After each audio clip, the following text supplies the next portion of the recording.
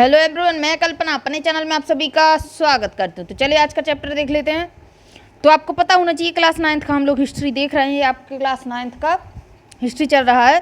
तो देखिए उसमें टोटल 8 चैप्टर हैं। आज हमारा लास्ट चैप्टर है, यानी कल से हमारा 10th का हिस्ट्री स्टार्ट हो जाएगा। उसमें भी आपके 7 से 8 चैप्टर हैं, 6, 7, 8 हैं, देखने पड़ेंगे कितने हैं, है ना। तो वो भी आपकी जल्दी से जल्दी 5-7 दिन में समाप्त हो जाएंगे। देखिए पहनावे का सामाजिक इतिहास, यानी पहनाव कैसा रहा, पहले कैसा था, अब कैसा है, किस तरीके से चीज़ें बदली, है ना। तो पहनावे के बारे में दिया हुआ है, चलिए इसको देख लेते हैं। इस बात पर शायद ही हमारा ध्यान जाता हो कि हम जो कपड़े पहनते हैं उनका भी एक इतिहास है। विभिन्न वर्गों व तबकों के लोग, मर्द, औरत, बच्चे क्या पहने, इसको लेकर हर समाज में कुछ ना कुछ नियम होते हैं और कहीं कहीं तो उनका सख्ती से पालन भी किया जाता है। इन कायदों से दुनिया में लोगों की पहचान बनती है। इन्हीं के जरिए वे खुद को परिभाषित करते हैं। इन्हीं से सौम्यता और सुंदरता और शर्म व मर्यादा की हमारी कसौटी बनती है। ये चीज़ तो आपको समझ में आ गई होगी। अच्छे कपड़े पहन के जाते हैं, जब कहीं शादी ब्याह में हम लोग जाएंगे तो क्या करते हैं, सुंदरता से कपड़े पहन के जाते हैं, नए कपड़े पहन के जाते हैं। तो सौम्यता और सुंदरता इसी से बनती है, शर्म मर्यादा भी इसी से बनती है, कपड़ों से। वक्त बदलता है तो बदलते हैं ये विचार, और कपड़ों में आए परिवर्तनों में इन विचारों की झलक आसानी से देखी जा सकती है। वक्त के साथ बदलते कपड़ों को आप आसानी से देख सकते हैं, आसानी से परिवर्तन आपको देखने को मिलेगा। फैशन आउट हो जाती है, दूसरी फैशन आ जाती है। अब देखिए आगे, आधुनिक दुनिया के उदय का इतिहास कपड़ों में हुई नाटकीय बदलाव का इतिहास भी है। इस अध्याय में हम आधुनिक काल यानी 19वीं और 20वीं सदी में हुए बदलावों के बारे में पढ़ेंगे। ये दोनों सदियां अहम क्यों हैं, तो देखिए अहम क्यों हैं। 18वीं सदी में जनवादी क्रांतियों और पूंजीवादी विकास के पहले यूरोप के ज़्यादातर लोग क्षेत्रीय वेशभूषा धारण करते थे। 18वीं शताब्दी की अगर आप बात करते हैं तो जो हमारे क्षेत्र में वेशभूषा चलती थी वो वेशभूषा हम धारण करते थे, और उनके कपड़े का रंग रूप उनके इलाके में उपलब्ध कपड़े की किस्म और कीमत से भी तय होता था। यानी जो हमारे इलाके में कपड़ा मिलता है वही हम पहनेंगे, है ना, और जो किस्म हमारे यहाँ पर चलती है वही पहनेंगे। बाहर से कपड़ा नहीं आता था। आगे आगे देखिए क्या हुआ, 18वीं शताब्दी की बात हुई है अभी तो, कि जो हमारे क्षेत्र में कपड़ा मिलेगा वही हम पहनते थे। पहनावे की शैलियाँ भी स्थानीय समाज में लोगों की सामाजिक हैसियत से तय होती थी। इससे फ़र्क पड़ता था कि आप किस वर्ग के हैं, आप मर्द हैं या औरत, तो कपड़ों से ही तय होती थी ये चीज़ें। आगे देखिए 18वीं सदी के बाद दुनिया के अधिकांश हिस्से यूरोप के उपनिवेश बना लिए गए। 18वीं सदी के बाद क्या हुआ, अधिकतर जगह यूरोप के अंग्रेज बस गए थे। हमारे भारत में तो उपनिवेश हो चुका था। जनतांत्रिक आदर्शों का प्रसार हुआ और सामाजिक औद्योगिक होने लगे। समाज जो है औद्योगिक होने लगी। इन प्रक्रियाओं के फलस्वरूप लोगों की वेशभूषा व उनके मायने पूरी तरह बदल चुके थे। अब लोग दूसरी संस्कृतियां या इलाकों में उपलब्ध सामग्री और शैली को अपना सकते थे। यानी अब जो है क्षेत्रीय कपड़ा ना पहनकर लोग वह कहीं अंग्रेजों जैसे रहना पसंद करेंगे। यानी पश्चिमी परिधान जो है लोग पहनने लगे थे दुनिया भर में, क्योंकि पश्चिम के लोग जो थे इन्होंने दुनिया भर में उपनिवेश कर रखा था। अधिकतर जगह पे, अधिकतर देशों पर इन्हें अपना कब्जा कर रखा था, है ना। तो पश्चिमी पहनाव इनका, वो पेंट, सूट, कोट, टोपी वगैरह लोगों को पसंद आने लगा था। आगे देखिए क्या है, तो इनकी संस्कृति हम अपनाने लगे थे। आपने अध्याय 1 में देखा कि फ्रांसीसी क्रांति ने किस तरह सामाजिक और राजनीतिक जीवन के कई पहलुओं को बदल कर रख दिया है। क्रांति की आंधी में उस समय की परिधान संहिता यानी पहनाव और समच्यूरी लॉ कहलाती थी। ये क्या है कि जो परिधान संहिता थी यानी जो पहनाव था, इसको क्या कहते थे, इसको समच्यूरी लॉ कहा जाता था। इस चीज़ को याद रखना कि समच्यूरी लॉ परिधान से संबंधित है, कहलाती थी। ये उड़ गई। आखिर ये कानून क्या थे, इसको देखते हैं। आखिर ये कानून क्या थे। समच्यूरी कानून और सामाजिक ऊंच नीच क्या थी। मध्यकालीन यूरोप में समाज के विभिन्न तबकों पर परिधान संहिताएं लागू करने के लिए सचमुच के कानून बनाए जाते थे। परिधान संहिता यानी ऊंची जाति के लोग कैसे कपड़े पहनेंगे, नीची जाति के लोग कैसे कपड़े पहनेंगे, औरत कैसे कपड़े पहनेगी, मर्द कैसे कपड़े पहनेंगे, बच्चे कैसे कपड़े पहनेंगे, ये सब उस लॉ में लिखा हुआ था। कोई बड़ी पद पे है, ऑफिसर पद पे है, तो वो कैसे कपड़े पहनेगा, कोई निचले पद पे है तो वो कैसे कपड़े पहनेगा। ये सब चीज़ें समच्यूरी लॉ में लिखी हुई थी, और कानून में अक्सर बारीक चीज़ों पर भी ध्यान दिया जाता था। करीब 1294 से फ्रांसीसी क्रांति क्या हुआ, फ्रांसीसी क्रांति 1789 तक फ्रांस के लोगों से उम्मीद की जाती थी कि वे संपच्यूरी कानून का पालन करें। सबसे बड़ी बात है आपको याद रखना है, संपच्यूरी लॉ किससे संबंधित है, तो पहनावे से संबंधित है। इन कानूनों का मकसद था समाज के निचले तबकों के व्यवहार का नियंत्रण, उन्हें खास खास कपड़े पहनने, खास व्यंजन खाने और खास पे मुख्यतः शराब कहलाता था, पीने और खास इलाके में शिकार करने की मनाही थी। यानी ये सब चीज़ें वो नहीं कर सकते थे। क्या क्या नहीं कर सकते थे निचले तबके के लोग? खास कपड़े नहीं पहन सकते थे, खास खाना नहीं खा सकते थे, खास पेय नहीं पी सकते थे शराब वगैरह, और खास इलाके में शिकार नहीं खेल सकते थे। इस तरह मध्यकालीन फ्रांस में साल में कोई कितने कपड़े खरीद सकता था?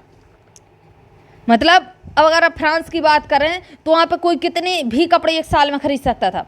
यह सिर्फ उनकी आमदनी पर निर्भर नहीं था, बल्कि उनके सामाजिक ओहदे से भी तय होता था। अगर आज की बात करें, आपको 10,000 रुपये कपड़ों पर क्या करना है, खर्च करना है, तो आप जाके कर दीजिए, किसी को क्या लेना दे रहा भाई, आपका पैसा, आपको कपड़े लेने, आप पूरा घर मकान बेच दीजिए, कोई दिक्कत नहीं है। लेकिन उस समय पे ऐसी चीज़ें नहीं थी। क्या बोला इन लोगों ने कि उनका जो एक साल में जितने वो कपड़े खरीद सकते थे वो उनके सामाजिक ओहदे पर निर्भर था। अगर आप देखिए सामाजिक ओहदे में अगर आप छोटे हैं और आप तरह तरह के कपड़े पहनेंगे तो ऊंचे लोग जो होंगे उनसे तो आपकी बराबरी हो जाएगी। तो ये चीज़ रहती थी, इसलिए सामाजिक ओहदे के हिसाब से आपको कपड़े खरीदने की परमिशन मिलती थी। परिधान सामग्री भी कानून सम्मत होनी थी। सिर्फ शाही खानदानी बेशकीमती कपड़े पहन सकता था। एमाइन, फर, रेशम, मखमल या जरी की पोशाक सिर्फ राजा रजवाड़े ही पहन सकते थे। आजकल आपसे कोई बात करे जारा का कपड़ा खरीदना है तो कोई भी जाके खरीद सकता है, किसी को रोक टोक नहीं है ना। H&M का कपड़ा खरीदना है, कोई भी जाके खरीदिए, क्या दिक्कत है।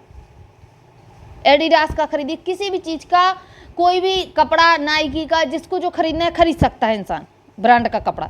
लेकिन पहले ये चीज़ें नहीं थी। पहले ब्रांड क्या थे आपके?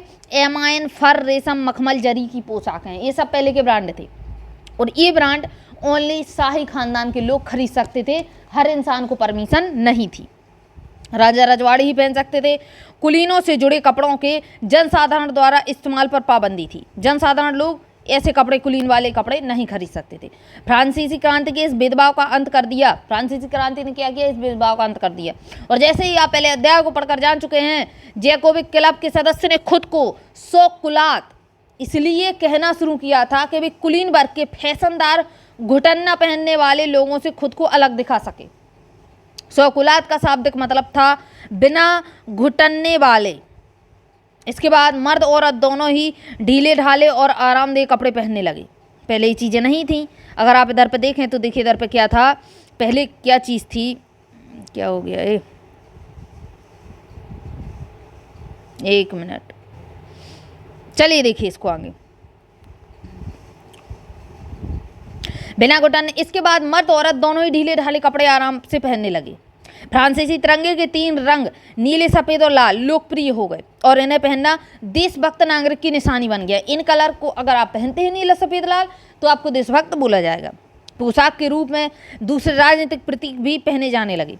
स्वतंत्रता की निशानी लाल टोपी होती थी, लंबी पतलून पहनी जाती थी, तिरछी टोपियाँ पहनी जाती थी टेढ़ी करके, जिन्हें कॉकेट कहा जाता था। किन्हें? तिरछी टोपियाँ जो थी उन्हें कॉकेट कहा जाता था। कॉकेड पहनावे की सादगी से समानता का भाव प्रकट होता था। आगे देखिए, अगर आप देखें तो तिरछी टोपी आपको इधर दिख जाएगी, ये लेडीज पहने हुए है। और एक चीज़ और गौर कीजिए आपके इसके, अगर आप इधर पर कपड़े देखेंगे तो कितने टाइट कपड़े पहनी हुई है, ये चलन था। आगे देखिए चैप्टर में क्या लिखा हुआ है ना। ये टाइट कपड़ा पहनना जबरदस्ती की जाती थी, आरामदायक नहीं थे फिर भी पहने जाते थे। क्यों? क्योंकि कानून था। देखिए आगे, एमाइन क्या होता है? फर की एक किस्म है, फर की एक किस्म है। और कोगेट, एक तरफ करके पहनी जाने वाली टोपी को कोगेट कहा जाता था। इस चीज़ को आप याद कर लीजिए, कोगेट किसे कहा जाता था। तो एक साइड टोपी जो करके पहनी जाती है उसको कोगेट कहते हैं। आगे देखिए, ये देखिए मध्यवर्गीय महिलाएं कपड़े पहने हुए हैं। अगर आप इसको गौर करें तो एकदम ढीले ढाले कपड़े पहन रखी है मध्यवर्गीय महिला ने। और अगर आप इधर गौर करें तो इसने कितने टाइट कपड़े पहने हुए हैं, जो महारानी बनी हुई है ना। फ्रांसीसी क्रांति के स्वयंसेवक इस टाइप से कपड़े पहनते थे। आगे देखिए, एक शौकुलात परिवार बना हुआ है, एकदम कैसे सजे धजे कपड़े पूरी फैमिली ने पहने हुए हैं, है ना। अगर आप देखेंगे चित्र नंबर 2 में तो इसको आप पढ़ लीजिए। आगे देखिए अब क्या है, आगे देखेंगे पोशाक और खूबसूरती के पैमाने। अब इन औरतों पर गौर कीजिए, ये अंग्रेजी और उच्च वर्ग की महिलाएं दिख रही हैं। अब देखिए कि इनके कपड़े किस तरीके से क्यों पहनाए जाते थे इस तरीके के। देखिए, पोशाक और खूबसूरती के पैमाने। संपच्यूरी कानून के खात्मे का यह मतलब कतई नहीं था कि यूरोपीय देशों में हर कोई एक जैसी पोशाक पहनने लगा हो। फ्रांसीसी क्रांति ने समता का सवाल उठाया था और कुलीन विशेष अधिकारों को उनको समर्थन देने वाले कानूनों की इति कर दी थी इसे, लेकिन सामाजिक तबकों के बीच अंतर बदस्तूर कायम रहा। जाहिर है कि गरीब ना तो अमीरों जैसे कपड़े पहन सकते थे और ना ही वैसा खाना खा सकते थे। फर्क यह था कि अगर वे ऐसा करना चाहते हैं तो अब कानून बीच में नहीं आने वाला था।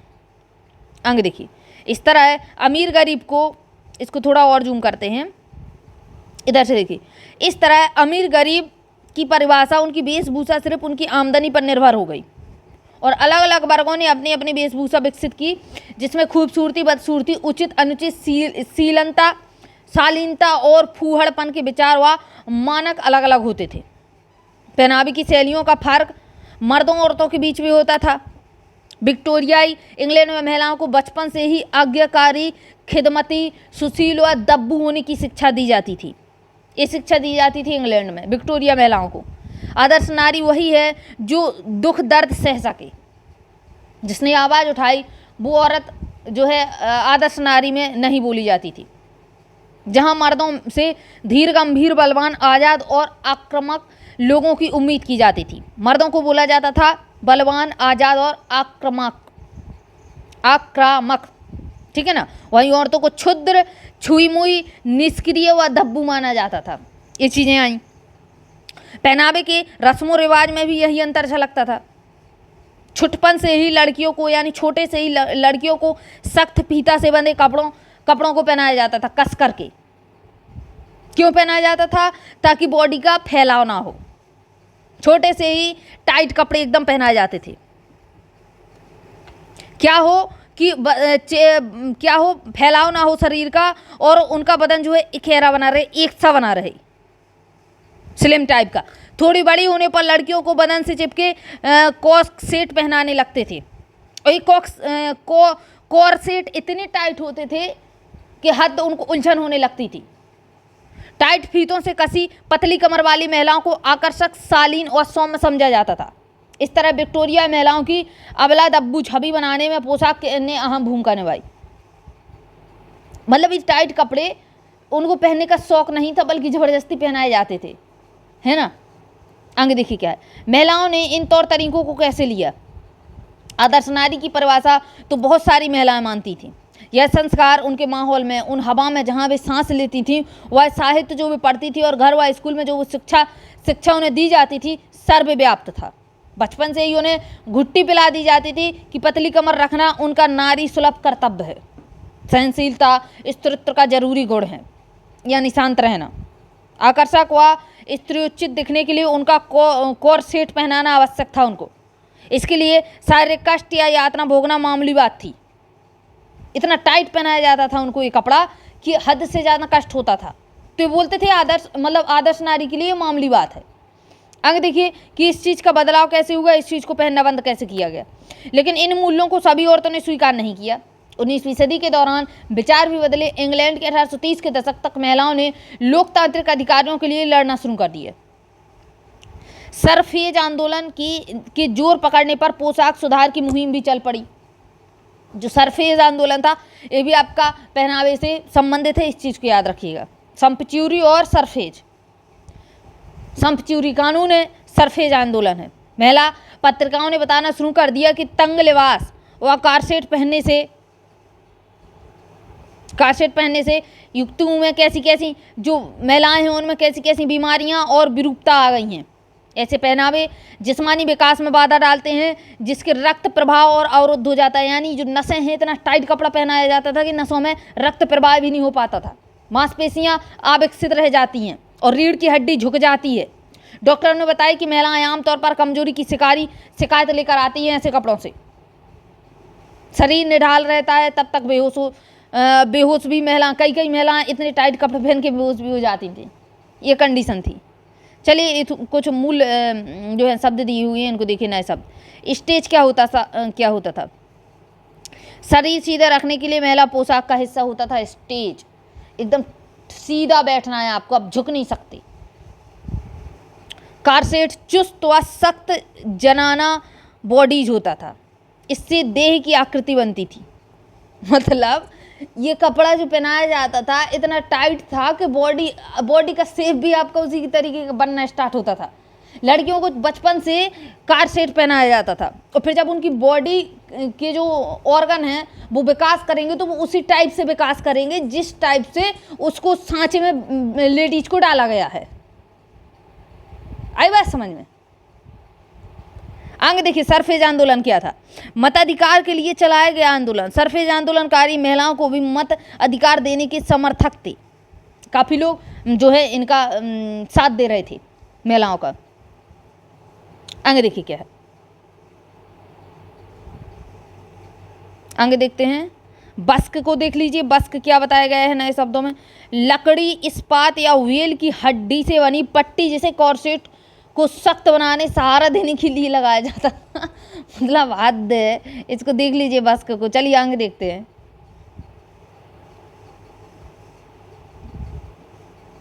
आगे देखिए इसको। अमेरिका में भी पूर्वी तट के गोरे प्रवासी बासिंदों के बीच ऐसे ही आंदोलन चला कपड़ों के लिए। पारंपरिक जनाना लिबास को कई कारणों से बुरा बताया गया। कहा गया कि लंबे स्कर्ट यानी घाघरा या लहंगा जिसको बोलते हैं, स्कर्ट को फर्श बुहारते चलते हैं। मतलब लंबे हैं तो वो आपने देखे होंगे कितने, मतलब गाउन आप लोग आज की डेट में गाउन जो पहना जाता है मतलब लंबा सा फर्श पे फैला रहेगा, वो पीछे से चलता आएगा साथ में, है ना। अपने साथ कूड़ा बटोरते हुए चलता है, बिल्कुल पूरा झाड़ू लगा देता है पीछे से गाउन। लंबी लंबी हील पहन लो। कुछ लोग तो कम से कम 10-10 मीटर तक पीछे, मतलब 10-10 15-15 फीट का गाउन पीछे तक फैला रहता है ना। कुछ का तो मान लीजिए 2-4 अंगुली नीचे रहेगा, आप हील वाली सैंडल पहनेंगे तो ऊपर हो जाता है, कोई दिक्कत नहीं, फर्श पे फैलेगा नहीं, कचड़ा नहीं बटोरेगा साथ में। लेकिन आपने हीरोइन का देखा होगा कितना पीछे तक पूरा फैला रहता है, कम से कम 20-20 फीट लंबा रहता है। 4-6 लोग उसको पकड़ने में लगे हुए हैं पीछे से। ये फैशन है, आज भी यही फैशन चलती है। तो वही चीज़ इन लोगों ने कहा कि लंबे स्कर्ट जो फर्श बुहारते हैं यानी फर्श में झाड़ू लगाते चले आते हैं, कूड़ा कचड़ा भी बटोर के चलते हैं, जो बीमारी का कारण बनता है। ये चीज़ इन लोगों ने बोली। फिर स्कर्ट इतने विशाल होते थे कि संभलते ही नहीं थे और चलने में परेशानी होने के कारण औरतों का काम करके जीविका कमाना मुहाल था। यानी अभी तो हम लोग जब पार्टी वगैरह में जाते हैं तो इतना बड़ा बड़ा कपड़ा पहन के जाते हैं, या आप गाउन की बात करें तो 1 आध दिन पहनते हैं, है ना। लेकिन पहले क्या था, हर औरत पहनती थी। और वही चीज़ बता रखा है कि जब इतने बड़े बड़े कपड़े आप पहनेंगे और वो कपड़ा नीचे से गंदा होगा तो क्या होगा, आपको बीमारी पनपेगी। और मेन चीज़ क्या है कि आप उस कपड़े को कैरी ही नहीं कर सकते, है ना। उतना बड़ा गाउन आप कैरी ही नहीं कर सकते, तो आप कुछ कमाने या काम करने की कोशिश करें तो हो नहीं पाएगा। वस्त्र सुधार से महिलाओं की स्थिति में बदलाव आए। ऐसा कहा गया, कपड़े अगर आरामदेह हों तो औरतें काम धंधा कर सकती हैं, स्वतंत्र भी रह सकती हैं। राष्ट्रीय महिला मताधिकार सभा ने श्रीमती स्टैंटन के नेतृत्व में और लूसी स्टोन वाली महिला मताधिकार सभा ने 1870 के दशक में पोशाक सुधार के लिए मुहिम चलाई। उनका कहना था कपड़ों को सरल बनाओ, स्कर्ट छोटी करो और कॉर्सेट का त्याग करो। कॉर्सेट सबसे बड़ी मुसीबत थी औरतों के लिए। इस तरह अटलांटिक के दोनों तरफ आसानी से पहने जाने वाली कपड़ों की मुहिम चल पड़ी। ये चीज़ आ गई। रेशनल ड्रेस, इसको स्क्रीनशॉट कर लीजिए, नहीं इसको पढ़ लेते हैं बॉक्स नंबर 2 में। रेशनल ड्रेस रिफॉर्म आंदोलन, सरल बनाओ पोशाक सुधारो आंदोलन। कुछ आंदोलन जो पोशाकों के लिए चले हैं इनको याद कर लेना आप लोग। श्रीमती अमेलिया ब्लूसर पहली अमेरिका सुधारक थी जिन्होंने एड़ी तक के ट्राउजर पर ढीले ट्यूनिक पहनने का चलन चलाया।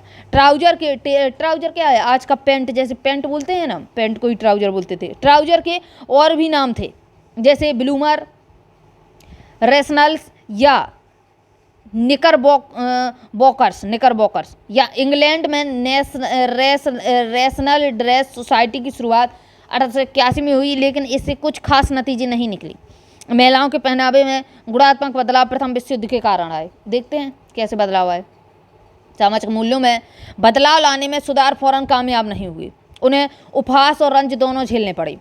दकियानूस तबकों ने हर जगह परिवर्तन का विरोध किया। उनका प्रलाप यह होता था कि पारंपरिक शैली के परिधान छोड़ देने से महिलाओं की खूबसूरती तो जाती ही रही है। मतलब ये जो कॉर्सेट वगैरह पहनाते थे, वो बोलते हैं अगर हम कॉर्सेट पहनाना बंद कर देंगे तो महिलाओं की खूबसूरती तो चली जाएगी और उनका जनानापन और उनकी शालीनता भी गायब हो जाएगी। इन लगातार हमलों से त्रस्त होकर कई महिलाएं सुधारकों ने अपने कदम वापस घरों में खींच लिए और एक बार फिर पारंपरिक पोशाक पहनने लगीं। अब आगे क्या होता है कि फिर भी 19वीं सदी के अंत तक हवा का रुख बदल चुका था। कई तरह के दबावों में आकर सौंदर्य की विचार और पहनावे की शैलियों में बुनियादी बदलाव आए। नए वक्त के साथ नए मूल्य चलन में आए। धीरे धीरे कपड़े क्या है बदलाव आया, नया दौर आया। ये नए मूल्य क्या थे इनको देखिए, और बदलाव का दबाव कैसे बना। ब्रिटेन में नई सामग्री और नई प्रौद्योगिकी ने इस परिवर्तन को संभव बनाया। दो विश्व युद्धों और महिलाओं की कार्य स्थिति में आए परिवर्तन के चलते भी कुछ और बदलाव हुए। आइए थोड़ा पीछे चलकर देखें कि ये परिवर्तन क्या थे। चलिए देख लेते हैं कि कैसा परिवर्तन रहा, क्या रहा। नई सामग्री, इसको देखिए कि नई सामग्री क्या रही। 17वीं सदी के पहले ज्यादातर ब्रिटिश महिलाओं के पास आमतौर पर फ्लेक्स, लिनेन या ऊन के कपड़े बहुत कम होते थे। इन्हें साफ करना भी मुश्किल होता था। सन 1600 के बाद भारत के साथ व्यापार के चलते सस्ती और रखरखाव में आसान भारतीय छींट कई यूरोपियों के घरों और अलमारियों का हिस्सा बन गई। फिर औद्योगिक क्रांति हुई, जिसके दौरान 19वीं सदी में ब्रिटेन ने सूती कपड़ों का थोक उत्पादन और भारत सहित कई देशों में निर्यात करना शुरू किया। यूरोप के बहुत बड़े तबके के लिए सूती वस्त्र अब आसानी से उपलब्ध हो गया। 20वीं सदी की शुरुआत तक कृत्रिम रेशों से बने कपड़े और ज़्यादा सस्ते हो गए और साफ कर पहनने में आसानी हो गई। जो कृत्रिम रेशे थे इनको साफ करना आसान रहता है।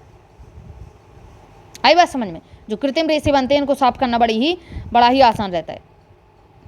महिला पत्रिकाओं में तूफान खड़ा कर देने वाले भारी भरकम व उलझाऊ अंता वस्त्रों को 1870 के दशक तक धीरे धीरे त्याग दिया गया।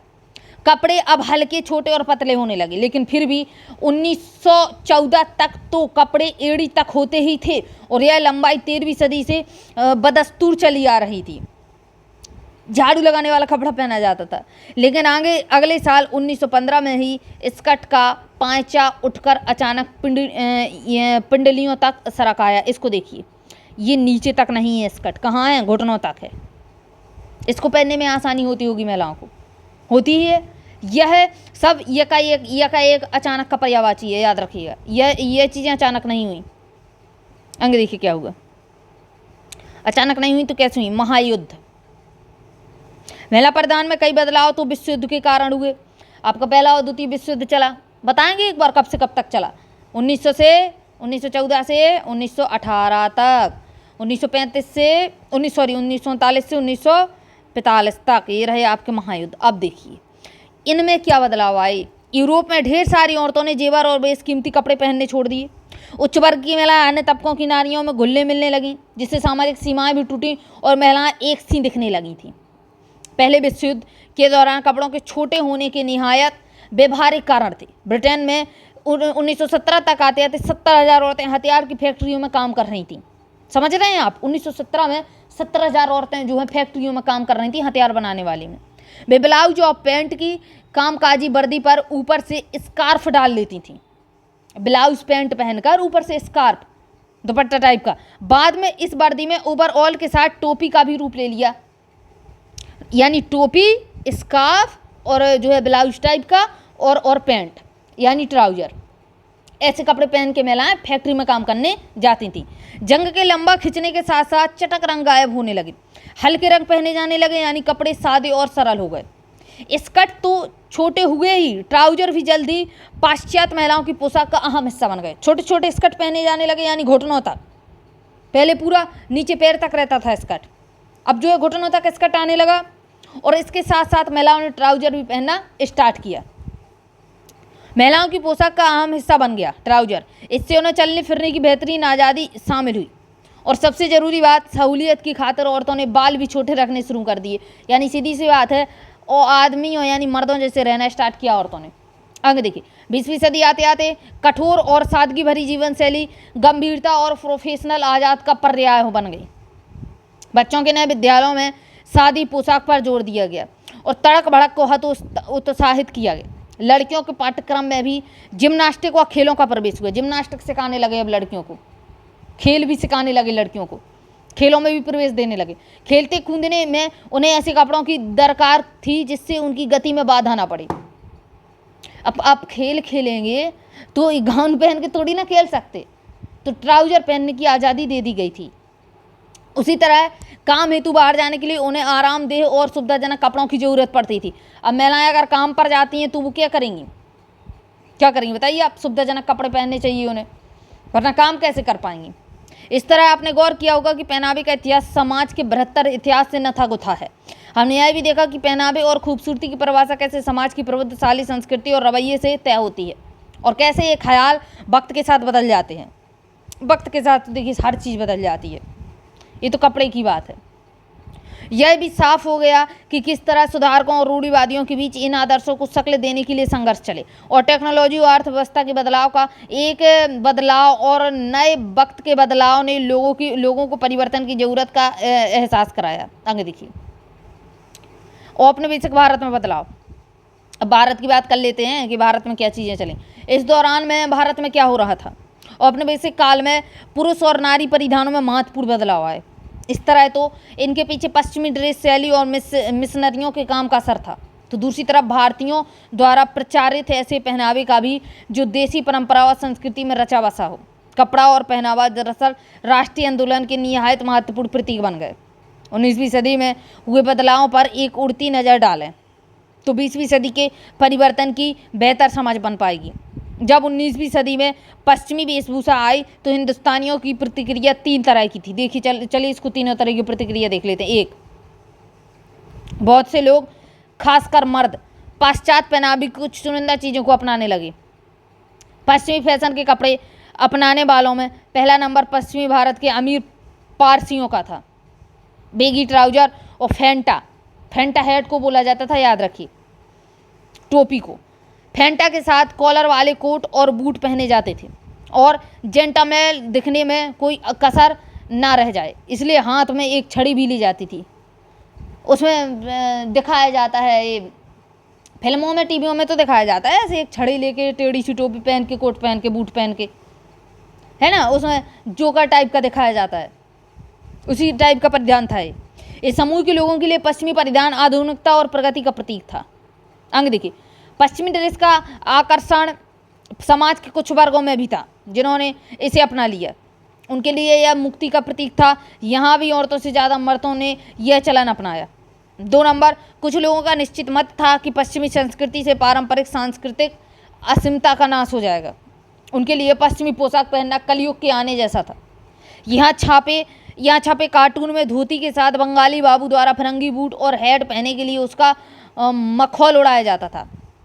ये मतलब कार्टून में अगर आप देखेंगे तो धोती के साथ जो है इस साइड देखिए ये कार्टून टाइप का है, इसमें मजाक उड़ाया जाता था। अगर इस प्रकार का परिधान आपने जो सीरियल दिखाया जाता है उनमें पहने हुए देखा होगा कि नीचे धोती और ऊपर कोट बूट टोपी, इस टाइप से, तो मजाक उड़ाया जाता था, मखौल। 3, कुछ पुरुषों ने इस दुविधा का हल ऐसे ढूंढा कि बगैर अपनी भारतीय पोशाक छोड़े पश्चिमी पहनने शुरू कर दे। 19वीं सदी के मतलब वो अपना भारतीय भी पहनते थे और पश्चिमी भी पहनते थे। 19वीं सदी के आखिरी हिस्से में कई बंगाली अफसरों ने घर के बाहर काम के लिए पश्चिमी शैली के वस्त्र रखने शुरू किए और घर आते ही वे आरामदेह हिंदुस्तानी कपड़ों में समा जाते थे। यानी घर में अपने इंडिया वाले कपड़े पहन लेते थे और जैसे अपने ऑफिस वगैरह जाएंगे तो उनके जैसा वेशभूषा बना लेते थे, आरामदेह हिंदुस्तानी कपड़ों में समा जाते थे। 20वीं सदी के मानव शास्त्री बेरियल एलिवन याद करते थे कि पूना में पुलिसकर्मी ड्यूटी से आते वक्त सड़क पर ही कपड़े बदल लेते और घर पर सिर्फ ट्यूनिक व अर्धवस्त्र में रहते थे। आगे देखिए, आगे देखते हैं। आगे देखिए, जाति संघर्ष और पोशाक परिवर्तन। इसमें वैसे पता कुछ नहीं है चैप्टर में, बस ऐसे ही पूरा दिया हुआ है। अगर आप देखते हैं इसको थोड़ा, मेरे हिसाब से आप लोग इसका स्क्रीनशॉट ले लीजिए और पढ़ लेना। चैप्टर अच्छा है, पढ़ने में मज़ा आएगा, ऐसा नहीं है कि बुरा है। चैप्टर बहुत अच्छा है, इसको आप स्क्रीनशॉट कर लीजिए, करिए इसको स्क्रीनशॉट, करते जाइए, पढ़ लेना इसको। कोई इसमें बढ़िया मज़ेदार है, पूरे कपड़े और पहनावे के बारे में बताया गया है। कर लीजिए इसको स्क्रीनशॉट कर लीजिए आप। इधर से देखिए, जल्दी से जल्दी हो जाएगा हमारा इतिहास, है ना। क्लास 10th का स्टार्ट कर दूँ मैं फिर आपका। इसको स्क्रीनशॉट करते जाइए, इसको भी, इसको भी। अब देखिए राष्ट्रीय पोशाक का डिजाइन कैसे बना है, इसको भी स्क्रीनशॉट कर लीजिए, करते जाइए आप लोग स्क्रीनशॉट इसको पूरे को। औरतों के बारे में बताया गया है, किस तरीके से साड़ी पहनती थी। इधर पे देखिए स्वदेशी आंदोलन, स्वदेशी आंदोलन में भारत का बताया हुआ है सब, पढ़ लेना इसको कि किस तरीके से खादी कपड़े का चलन आया। आगे देखिए, पढ़ लीजिए इसको, एकदम पढ़ लेना आप लोग एक बार। महात्मा गांधी के पोशाक प्रयोग, महात्मा गांधी ने किस तरीके से पोशाक बदली। वैसे तो उन्होंने कोई सूट बूट तो कभी पहना नहीं है ना। पढ़ लेना इसको, स्क्रीनशॉट हो गया इतना।